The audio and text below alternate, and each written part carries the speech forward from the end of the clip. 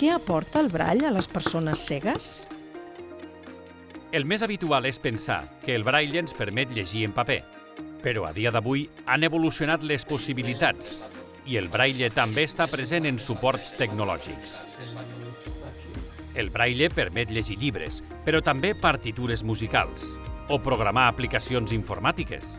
El Braille, des del principi de la seva invenció, ha servit per llegir i escriure música.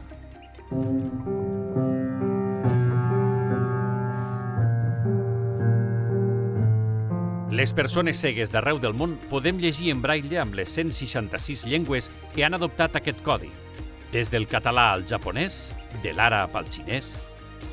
El sistema ens permet identificar de manera autònoma, ràpida i segura els medicaments, el botó d'un ascensor, un producte d'higiene,